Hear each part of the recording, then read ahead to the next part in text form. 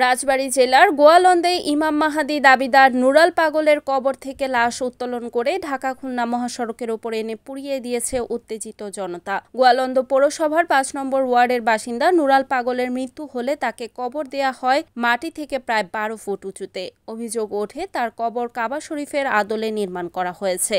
এ ঘটনার প্রতিবাদে শুক্রবার জুমার নামাজের পর তৌহিদি জনতার ব্যানারে বিক্ষোভ মিছিল বের হয়। এক পর্যায়ে নুরাল পাগলের ভক্তদের সঙ্গে আন্দোলনকারীদের সংঘর্ষ বাধে। ঘণ্টাব্যাপী চলা ধাওয়া পাল্টা ধাওয়ার উভয় পক্ষে শতাধিক মানুষ আহত হয়। আপনারা জানেন ১৯৮৬ দিকে এই নুরাল পাগলার আবির্ভাব ঘটে। পরবর্তীতে আমাদের রাজবাড়ির যারা আলেম ছিলেন তৎকালীন সময় তারা তাকে গোয়ালন্দর থেকে উৎখাত করেছিলেন, মুসলেখা নিয়ে তিনি চলে গিয়েছিলেন।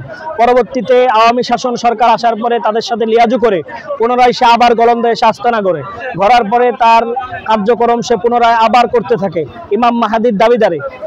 আমরা দেখতে পাই তার ছেলে, যে দুইজন ছেলে আছে, এরা মুসলমানদেরকে খ্রিস্টান বানিয়ে ফেলতেছে।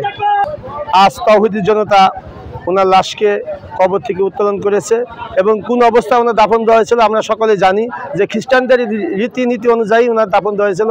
তাওহীদি জনতা আজ ওনার লাশটা উঠায় পুড়ায় দিছে। এটা যারা আমাদের রাজবাড়ির যারা বেদাত বা শিরিক করেন এবং যারা বিধর্মী আছেন, যারা শিরিকের মধ্যে লিপ্ত, আমি তাদেরকে বলতে চাই আপনারা সকলে সাবধান হয়ে যান।